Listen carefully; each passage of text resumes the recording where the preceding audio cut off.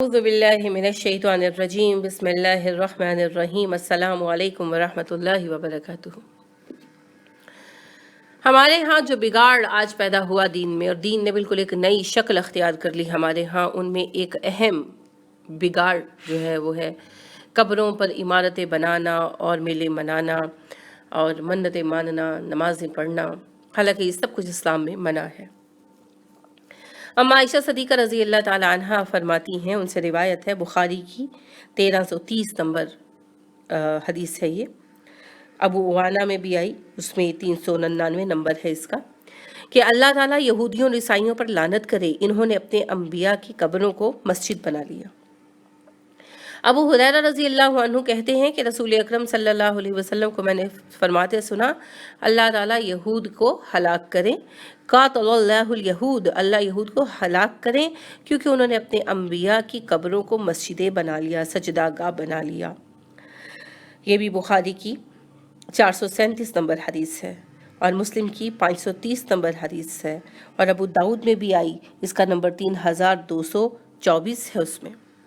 अम्मा आयशा सदीक़ा रज़ी अल्लाह ताला अन्हा कहती हैं कि रसूल अकरम सल्लल्लाहु अलैहि वसल्लम की बाज़ बीवियों ने एक गिरजे का जिक्र किया जिसे उन्होंने हबशा के मुल्क में देखा था। असल में ये उम्मे सलमा और हज़रत उम्मे हबीबा थी ना, ये दोनों हिजरत हबशा में शरीक थी, तो बाद आप सल्लल्लाहु अलैहि वसल्लम के निकाह में आई। तो कहती उन्होंने आप सल्लल्लाहु अलैहि वसल्लम के सामने गिरजे की खूबसूरती और उसमें रखी गई तस्वीर का भी जिक्र किया। तो आप सल्लल्लाहु अलैहि वसल्लम ने सर उठाया और फरमाया, इन लोगों में जब कोई नेक आदमी फोत हो जाता तो ये उसकी कब्र पर मस्जिद बना लेते, फिर उसकी तस्वीर उसमें रख देते, और ये अल्लाह ताला के नज़दीक मखलूक में से बदतरीन लोग हैं, बदतरीन लोग, शिरारुल खल्क इंदल्लाह। अब्दुल्ला बिन मसूद रज़ी अल्लाह अन्हु कहते हैं, रसूल अकरम सल्लल्लाहु अलैहि वसल्लम ने इरशाद फरमाया, बेशक बदतरीन लोग वो हैं जिन पे यानी जिंदा होंगे क़यामत कायम होगी, और दूसरे जो कब्रों को मस्जिद बना लेते हैं। यानी दो ग्रोहों का आपने बदतरीन ग्रोह करार दिया, एक जिनकी ज़िंदगी में क़यामत कायम होगी, एंड ऑफ टाइम आएगा, और दूसरा वो ग्रोह जो कब्रों पर मस्जिदें बनाता है या कब्रों को मस्जिदें बनाता है, यानी कब्रों को सजदागाह बनाता है। हज़रत अली रज़ी अल्लाह अन्हु कहते हैं कि मुझे अब्बास मिले रस्ते में, उन्होंने कहा, अली आओ रसूल अकरम सल्लल्लाहु अलैहि वसल्लम की तरफ चलते हैं, आप बहुत बीमार थे। तो जब ये आप सल्लल्लाहु अलैहि वसल्लम की खिदमत में आए तो आप सल्लल्लाहु अलैहि वसल्लम पर बेहोशी तारी थी। जब कुछ हवास कायम हुई, नहीं होश आया, तो आप सल्लल्लाहु अलैहि वसल्लम ने सर उठाया और फरमाया, लअनल्लाहुल यहूद, अल्लाह यहूदियों पर लानत करे, इत्तखज़ू कबूरा अंबियाइहिम मसाजिद, कि उन्होंने अपने अम्बिया की कब्रों को सजदागाह बना लिया। यानी हालत बीमारी में और बेहोशी में भी आप सल्लल्लाहु अलैहि वसल्लम को यही फ़िक्र थी। लिहाजा आप सल्लल्लाहु अलैहि वसल्लम अपनी वफ़ात से पहले 4-5 दिन पहले, और ज़्यादातर रिवायतों में आपकी यानी तस्करों में 5 दिन पहले का जिक्र है, कुछ तबीयत संभली तो आप सल्लल्लाहु अलैहि वसल्लम मस्जिद में तशरीफ़ लाए और चंद बातें की लोगों के साथ। तो उसमें आप सल्लल्लाहु अलैहि वसल्लम ने उस दिन भी ये बात कही कि लोगों, मुझे अल्लाह का बंदा और रसूल कहना, मेरा रुतबा हद से ज़्यादा ना बढ़ाना, और मेरी कब्र को सजदा का मत बनाना, बेशक मैं तुम्हें ये बात पहुंचा चुका हूँ, इस पर ए अल्लाह तू गवाह रहना। तो देखिए अब हमारे यहाँ क्या है, हमारे यहाँ कब्रों पर मस्जिदें भी तामीर की गई और बड़ी बड़ी इमारत बनाई गई। मैं पहले भी अर्ज़ कर चुकी हूँ, और यानी बाकायदा अलहदा मौजू के तहत कि कब्र पर तामीर मना है।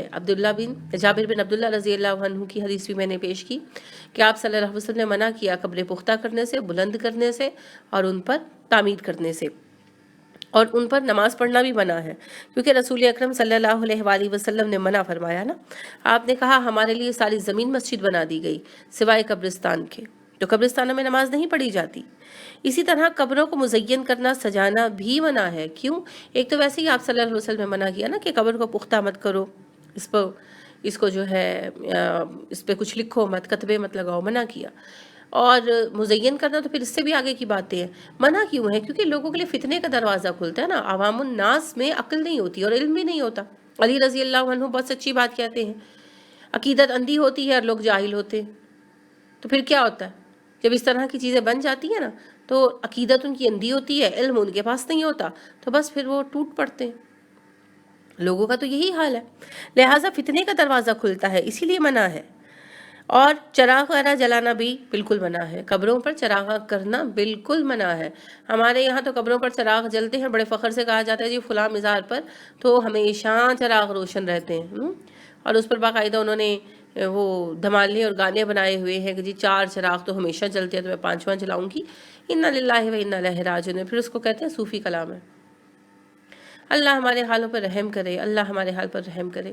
اللہ کے دین سے اتنا انحراف، اللہ کے رسول صلی اللہ علیہ وسلم کی بات کو اتنا حقیر جاننا، اتنا ہلکا سمجھنا، اور پھر اس کے بعد یہ دعویٰ کرنا ہم مومن ہیں، اور پھر یہ جو ہے یعنی معصومیت ظاہر کرنا کہ ہم مومن ہیں اور ہمارا حال کیا ہے۔ بھائی مومن ہیں تو مومنوں والی بات کریں، اور مومن کی بات کیا ہے؟ سمیعنا و اطعنا، تو سنیے اور پھر اطاعت کیجئے۔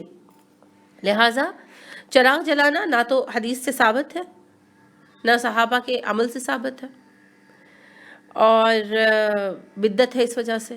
دوسرا اسراف ہے، کیونکہ وہاں پر چراغ جلانے سے کچھ نہیں ہوتا، کوئی فائدہ حاصل نہیں ہوتا، تو اس وجہ سے اسراف ہے، اور جو اسراف کرنے والے ہیں وہ کس کے بھائی ہیں؟ شیطان کے، لہٰذا حکماً منع ہے، قرآن کی روح سے منع ہے۔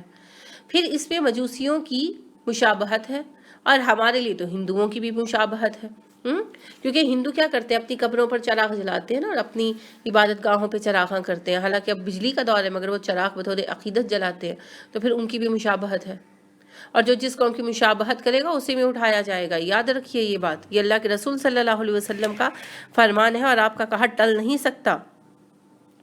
لہٰذا سلیم حلالی اور شیخ صالح الفوزان کہتے ہیں قبروں کے پاس چراغ روشن کرنا حرام ہے، کیونکہ یہ مجوسیوں کے ساتھ ان کی عبادات، ان کے رسوم و رواج اور ان کے آیات میں مشابہت ہے۔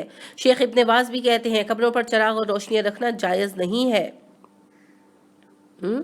اور ابن قدامہ بھی یہی کہتے ہیں قبروں پر چراغ جلانا جائز نہیں ہے۔ شوکانی بھی کہتے ہیں کہ قبروں پر چراغ جلانا اس لیے حرام ہے، جائز نہیں، وہ تو سیدھا کہتے ہیں حرام ہے، کیونکہ یہ عمل فاسد عقائد پھیلانے کا موجب ہوتا ہے۔ ابن حجر کہتے ہیں کہ یہ عمل گناہ کبیرہ ہے اور حرام ہے، اور لوگوں کے لیے فتنے کا دروازہ کھولنے والا ہے، اور ہمارے لیے تو بدرجہ اولا حرام ہے، کیونکہ ہم بد صغیر کے لوگ ہیں نا، تو ہمارے جو ساتھی ہیں، پڑوسی ہیں ہندو، ان کی چونکہ خاص عبادت کا حصہ ہے چراغ جلانا، تو اس لیے ہمارے لیے بدرجہ اولا حرام ہو جاتا ہے۔ اسی طرح قبروں پر مساجد تعمیر کرنا، انہیں مزین کرنا، یہ سب کچھ منع ہے۔ کیوں منع ہے؟ تاکہ شرک کا دروازہ نہ کھل سکے۔ شرک کا آغاز اسی طرح سے ہوتا ہے۔ رسول اکرم صلی اللہ علیہ وسلم خود ارشاد فرماتے ہیں کہ اول جب لوگوں کے نیک لوگ وفات پا گئے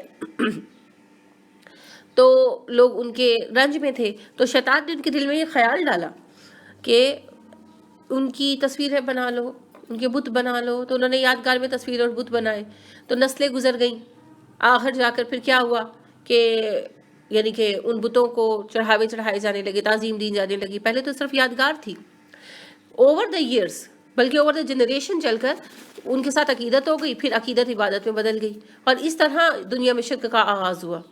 لہٰذا حضرت نوح علیہ السلام کہا جاتا ہے کہ وہ پہلے پیغمبر ہیں جن کا واسطہ شرک سے پڑا، اور جو حضرت نوح علیہ السلام کی قوم میں پوجے جانے والے بت تھے وہی آپ دیکھیں عرب میں بھی پوجے جا رہے ہیں۔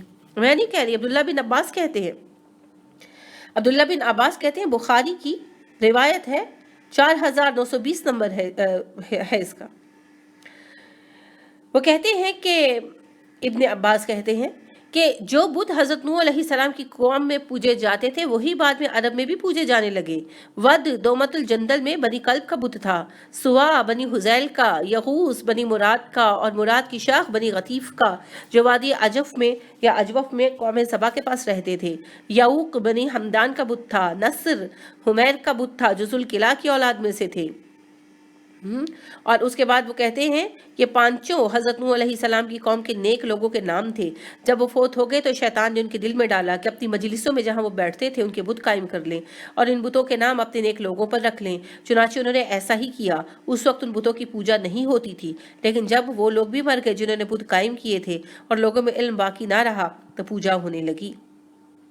اب دیکھیے کہ یہ بتوں کے نام جو ہے نا قرآن میں اللہ نے بیان کیے ہیں نا، کہ نوح کی قوم میں یہ بت پوجے جاتے تھے، ناصر اور یغوث اور یعوق وغیرہ، تو یہی بت جو ہے عرب میں بھی پوجے جاتے تھے۔ ٹھیک ہے، اب بت بعینی ہی اس شکل کے تھے یا نہیں تھے، نام وہی تھے۔